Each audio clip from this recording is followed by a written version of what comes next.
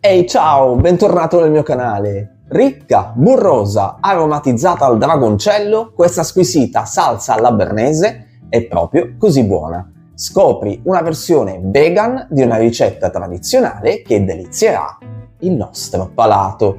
Questa salsa è un perfetto equilibrio di sapori grazie all'unione di ingredienti freschi e aromi intensi.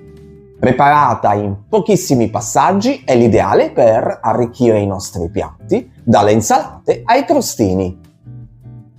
Con una preparazione facile e veloce, in appena 20 minuti puoi servire una salsa saporita e leggera, utilizzando l'acquafaba al posto del tuorlo d'uovo per ottenere una consistenza cremosa e avvolgente.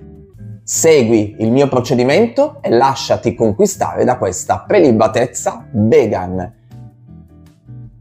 Io la utilizzerò in una ricetta che non puoi assolutamente perdere, che uscirà martedì prossimo, 18 novembre, sia nel blog che appunto sul canale YouTube. E non dimenticare che alla fine della ricetta trovi tante curiosità e suggerimenti che puoi anche stampare riguardo alla salsa bernese.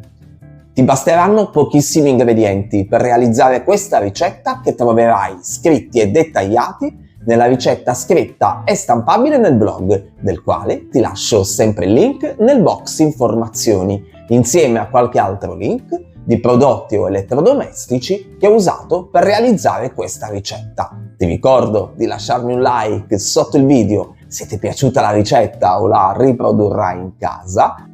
Ti ricordo anche di iscriverti al canale e di attivare la campanella per non perdere le mie prossime ricette e, come ti dico sempre, sei pronto ad ammaliare i tuoi commensali in 3, 2, 1, go!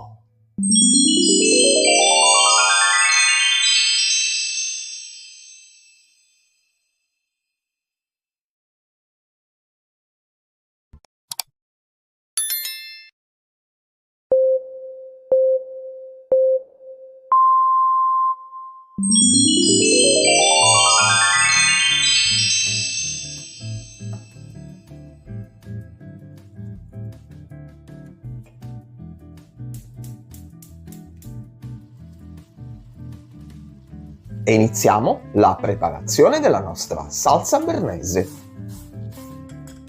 Facciamo ridurre in una casseruola l'aceto, il vino, lo scalogno mondato e una foglia di alloro per circa 10 minuti. Togliamo l'infusione dal fuoco, la facciamo raffreddare e filtriamo i liquidi attraverso le maglie di un colino.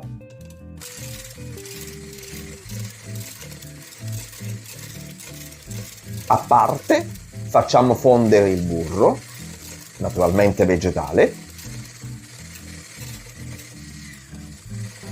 Poi monteremo l'acquafaba in una ciotola con una frusta a mano oppure con uno sbattitore elettrico, incorporando a filo l'infusione che abbiamo ricavato prima.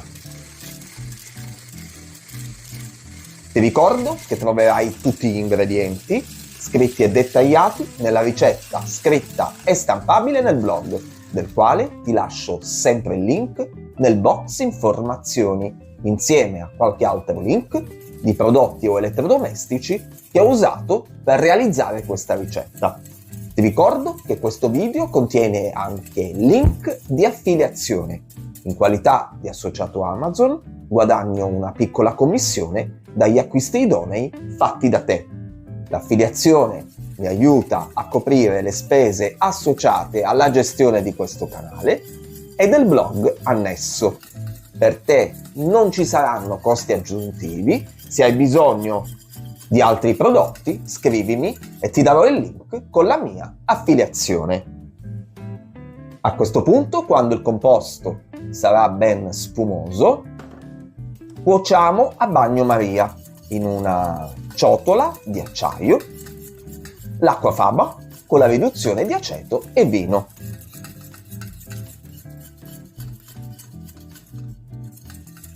Continuando a girare con la frusta a mano, aggiungiamo anche il succo di limone e continuiamo a sbattere con la frusta finché non avremo raggiunto la consistenza tipica dello zabaione. A questo punto versiamo a filo il burro vegan fuso e mescoliamo ancora fino a dobbiamo ottenere una maionese. Nel frattempo sciogliamo in poca acqua fredda l'amido di mais e lo incorporiamo al liquido continuando a girare con la frusta a mano per un paio di minuti. Acquisterà subito la consistenza bella cremosa, tipica appunto di una maionese. Raggiunta così la consistenza desiderata, versiamo nella nostra brocca la salsa, uniamo il dragoncello tritato e un pizzico di sale e pepe.